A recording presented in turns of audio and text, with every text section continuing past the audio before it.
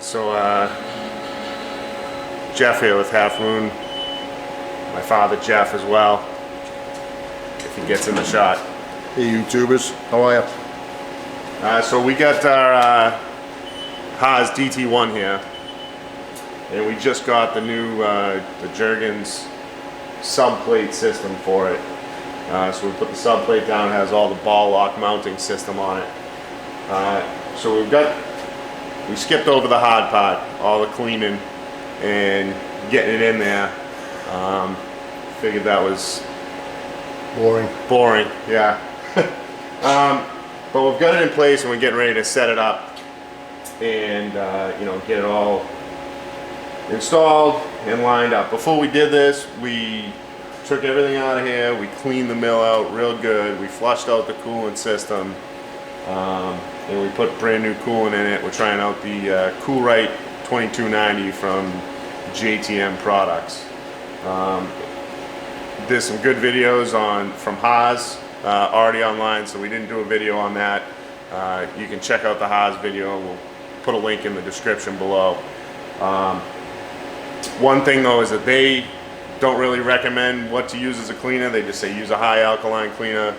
JTM Products has a product specifically for flushing out your mill or your lathe or whatever machine you have. It's called JTM Sump Cleaner. And I'll also put a link down below for that. It's available through Jergens Inc. I believe they're out of Ohio. Pretty good company. Really like talking to them. They were very helpful. That's it. So we're going to get to it. So we've got it on the table. We've got everything we need to put this in. We've got the plate. We've got it roughly centered. We've got a dead blow mallet, some screwdrivers, T-nuts and bolts, and a can of bow shield. So before we put the plate on the table, we cleaned the table really well, dried it all off, and we put a layer of bow shield down. We did the same on the back side of the plate as well, just so that while it's on there, nothing rusts. You know, they recommend that you put some type of rust inhibitor on it. We chose bow shield.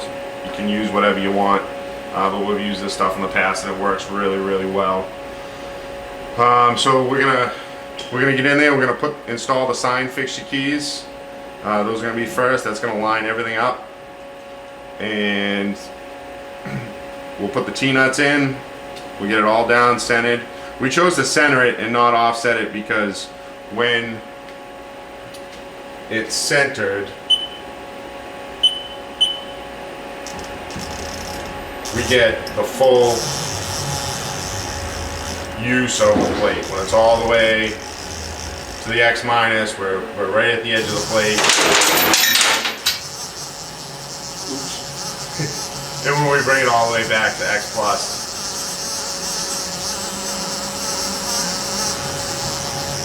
we're right at the edge of the plate. So we really get the full use of the entire pallet system if we center it.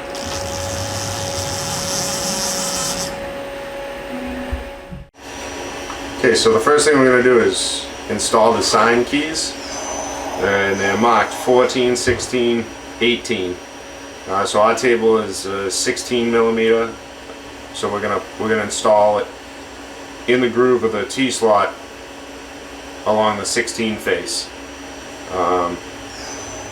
If we had a 14 millimeter, we'd do it on the 14. If we had 18, we'd do it on the 18. But ours is 16, so that's what we're going with.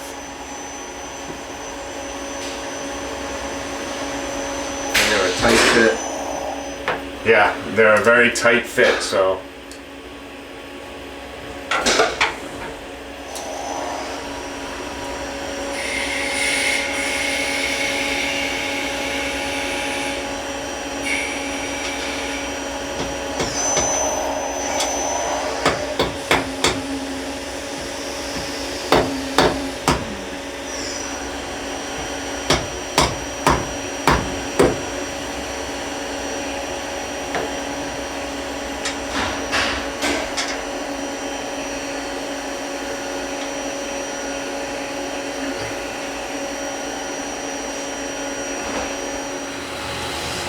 Okay, so we went to install this, and they provide you with these sign keys here to line the plate up. Now our table has 16mm T-slots in it, and these are 16mm as well, supposedly. One or the other, we measured both of them. They both came out within a half a thousandth of each other. These were supposedly the smaller of the two, but they would not go in without force. So we got on the phone with Jergens, to one of their engineers. He was super helpful, and he recommended that we lap down one side of the sign key until it was just a snug fit. So we did that super easy, just a little bit of 1500 grit sandpaper on a nice flat surface plate, and we lapped each one of them down evenly. So we counted our strokes. We did 10, tried it, 10, tried it, 10, tried it. We did the other one the exact same amount as well, and we've got them down. And if you can see, it really didn't do much. It just polished it, really. Just polished that edge. So they fit now. We're gonna go back inside the mill. One of the important things to remember is that we did lap one side, and these are basically locator pins. So when we install them, we want to make sure that the two lapped sides go to the same side of the mill. It doesn't matter, it could be front or back, but they both have to face the same direction. Because if they don't, we really shifted this off of center by about a half a thousand. So we want to make sure they both face the same direction so that we don't kick that out either way by any amount. Okay, so back here, we've got our sign fixtures, sign keys lapped and to size. I'm setting the two lap sides, the two sides that we lap to the front of the machine. Now these have to go in, and then they have to line up with these two holes in this plate. And we've been trying to figure out how to do that. So what we decided we're going to do is we're going to slightly install the sign keys, just get them started. We're going to measure over at these holes are offset 5/8 to the center, and our plate's going to be 3 inches in from either side. So we're going to set these 3 and 5/8 as close as we can. These are a little chamfered on the top, so then we're going to pick the plate up and set it on there in the hopes that these help find the center of the hole, and then we can just drop the whole plate right back down into position where we want it to go. So let's get going.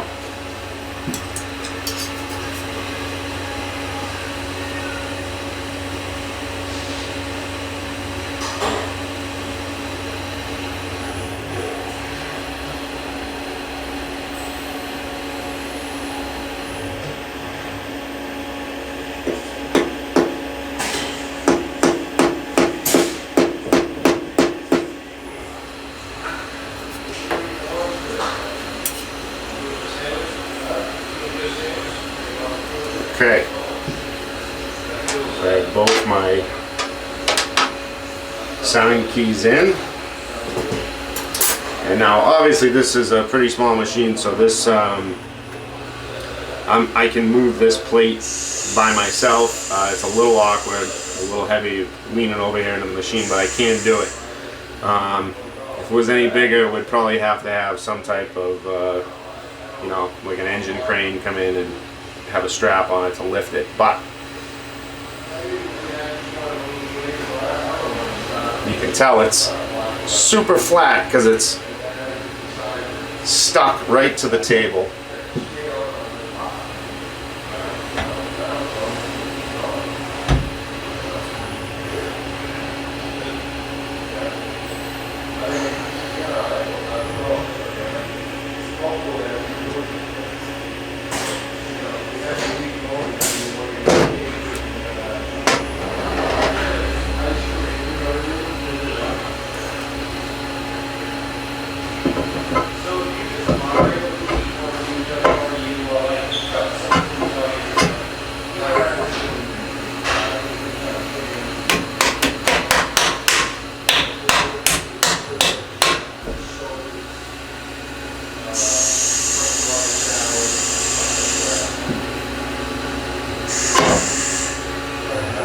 Okay, so good news is that this side here is on.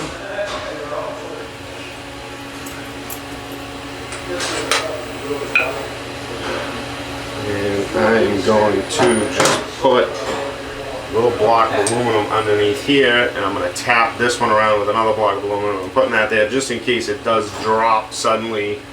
I don't lose a finger.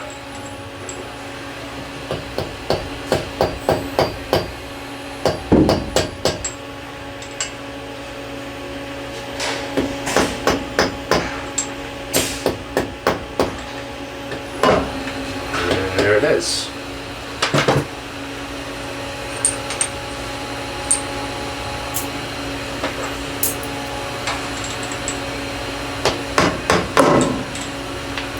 I'm just working that block of aluminum. I just move it out a little bit. Done.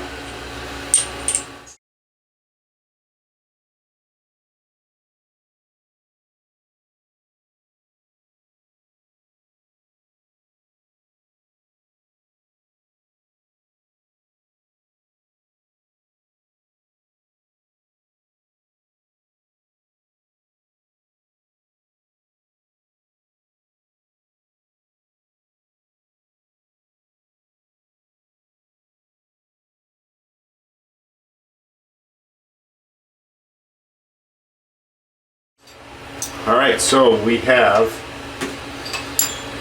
all the T-nuts in, we have all the bolts in,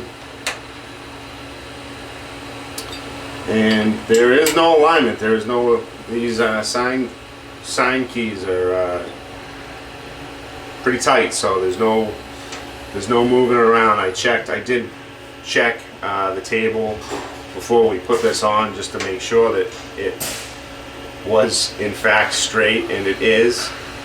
So now we know the table's straight, and because the sign keys lock it right in there, we know this is straight and parallel.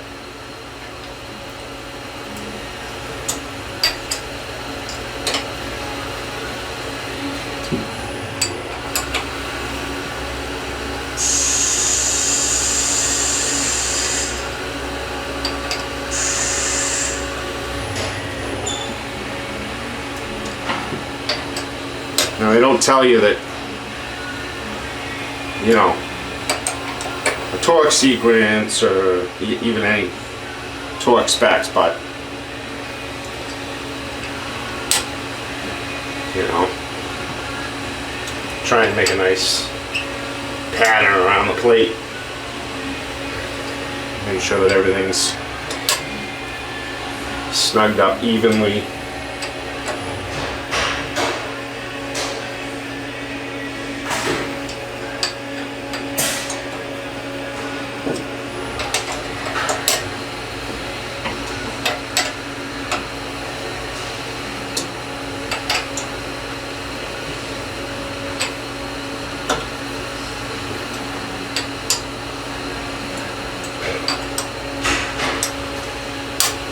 Alright, and that's it. I'm going to clean up the tools and go grab our new KOOLRite vise and drop it on here and see what she looks like. Yeah, just clean the bottom of the vise off before we put it onto the pallet. And does that go on this side? We want to put this vise? Yeah, you can go on either side. Alright, so I'm going to lift.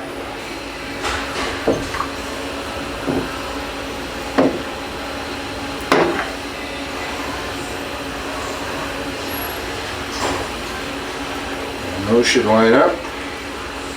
Hole, hole, hole.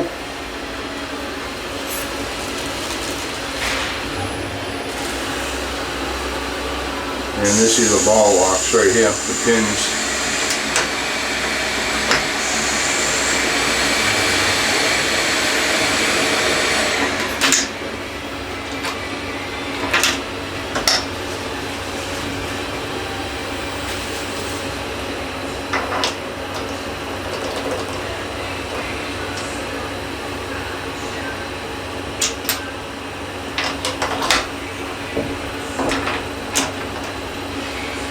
tight. Must be that screw. So I had to loosen that screw up a little bit. There we go. Drop in. We'll tighten the screws up, and the vise is located.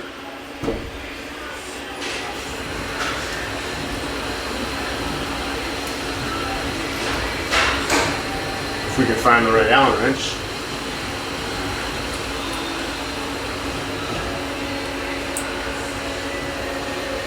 So, if you saw when he was putting them in, these have 3 balls on the end of them. These bushings are all precision bushings. So, when you put this into this bushing, it drops down into, it goes through the first bushing into this bushing, and it will locate within 0.2 of a thousandth between setups. So we can take this vise off. We can put a pallet. We have aluminum pallets for this as well, which we'll show you in a second. We can take this vise off, put the pallet on, take the pallet off, put the vise back on, and we know that this vise is right back to within 0.2 of a thousandth of where it was the first time we had it on here. And just to lock them in, when we set these set screws here, that just applies pressure on those balls to keep everything tight. And there is a torque spec on here, so torque to 35 inch-pounds. You know, so they recommend you torque these down to 35 inch-pounds. And we'll go get the aluminum pallet. We'll show you how that goes on. Yeah, we also should show them how these jaws come off. Yep. Oh yeah, these are a quick change jaw system on the vise. So you just push forward, push and lift, and your vices come off. The jaws come right off. So you have just a flat jar on this side. This side's threaded, so you can put some soft, replaceable soft jaws on it. You can also take, it's obviously a double vise, you can also take the center out and use it as a single vise. They sell a little kit that just locks the one jar in place. And then to put it back on, that's it, back on.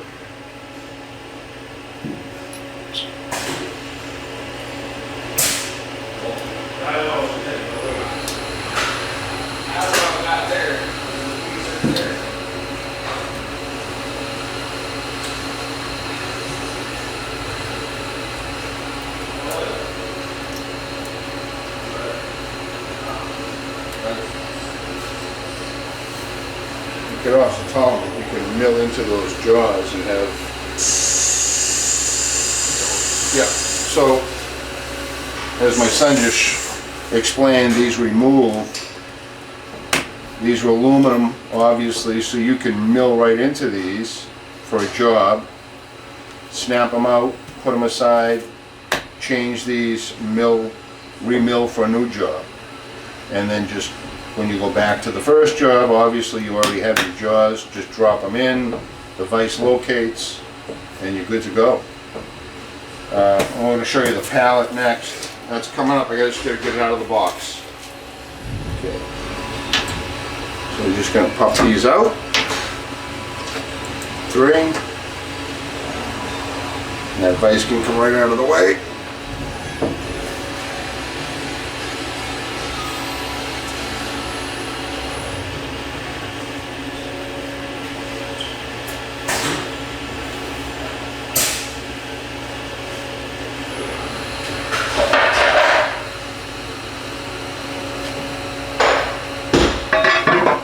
Alright, so Jergens also sells these pre-made pallets. You'll notice that the pallets have the precision ball lock bushings in each corner and then just a regular hole. So really all they say you need is just 2 corners to locate within 0.2 of a thousandth.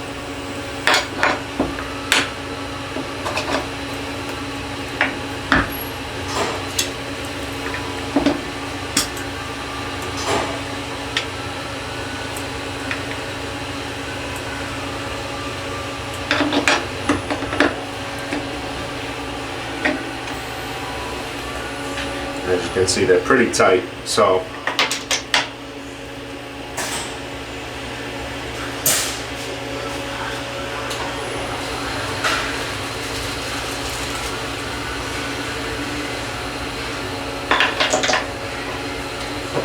and there you have it. So we can take this, we can mill it out, put our mighty bites in it, set up for a job, and then, you know, if you're running a lot of pieces, you can have multiple pallets for the same job, and somebody can be setting up filling a pallet while one's being made. And then it's just a simple pull the 4 ball locks out, drop the new one on, and tighten them down and hit go. Okay, so we've got the our indicator set up. We'll get the vise on, and we are going to sweep it across and see how accurate it is. We didn't do anything. We just dropped the vise on and put the ball locks in. So we'll see what happens. Okay, so we're all zeroed out, and we're gonna give it a sweep.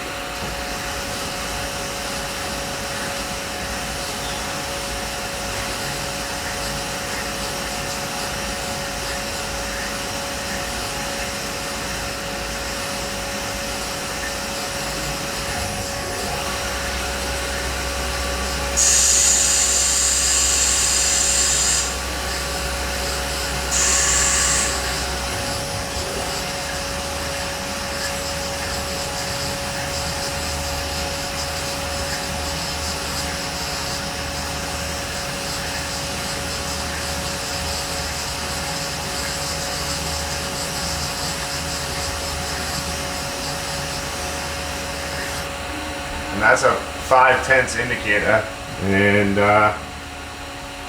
looks pretty good. So I think we'll maybe pull it and drop it one more time and see what happens, just to kind of prove it out. I just want to make sure that it actually does what it says it does.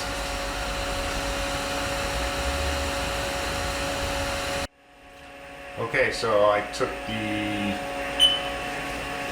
ball lock pins out, I moved the vise around, slid it back in. I even swapped a couple of the ball lock pins just to see what would happen.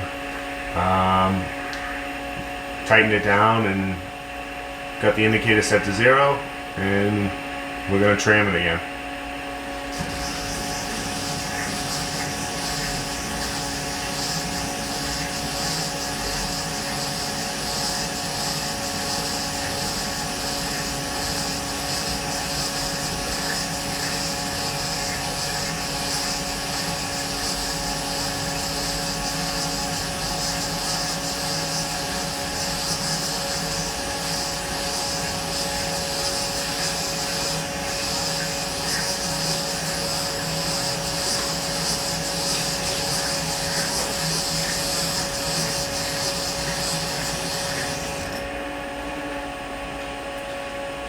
Okay, so it did move a little bit, less than half a thou though.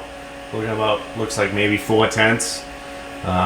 There may have been one spot in there where it did hit 5/10, but for no tramming, just dropping it in, we know we're within a half a thou. That's pretty damn good.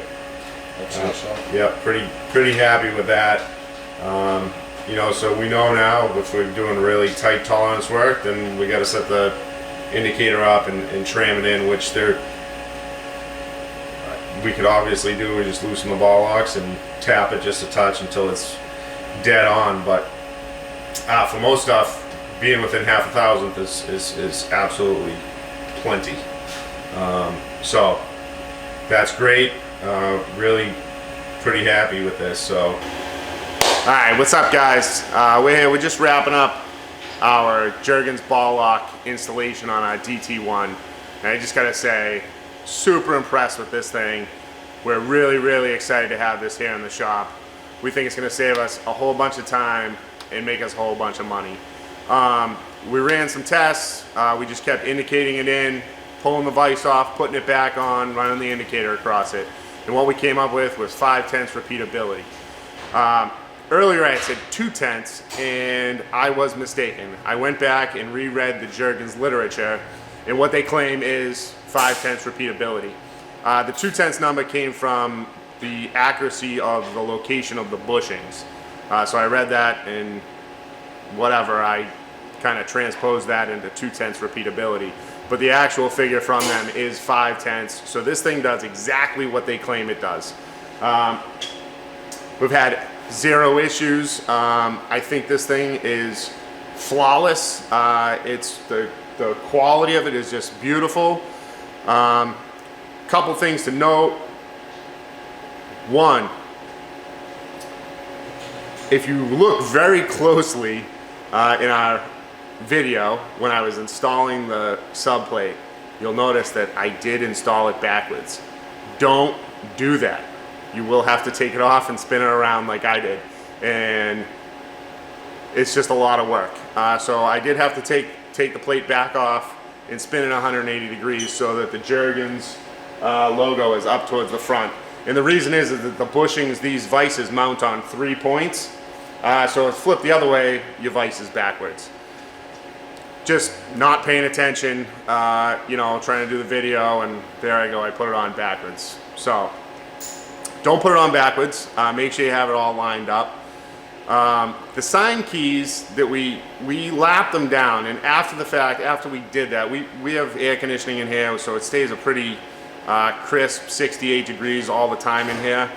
So after we did that and we got this whole thing on, my father and I were talking, and we realized that maybe we should have tried a heat gun first, because that probably would have given us enough room to drop those in if we had just heated up the table a little bit, maybe just warmed it up to like 100 degrees or 125 degrees. Those sign keys might have dropped in. So that, if you run into a problem, that might be worth a try first. So those are just a couple thoughts we had. Like I said, we're super excited to have this thing in here. As we start making parts on it, we'll be making more videos, and we'll let you see how it works out. So thanks for watching, really appreciate it. Hopefully you liked the video. If you did, don't forget to click below and subscribe. Also, go ahead and follow us on Instagram. It's just @HalfMoonMachine. We love all our followers. We really appreciate you guys, and we hope to bring you some more cool stuff coming up here in the future. Thanks.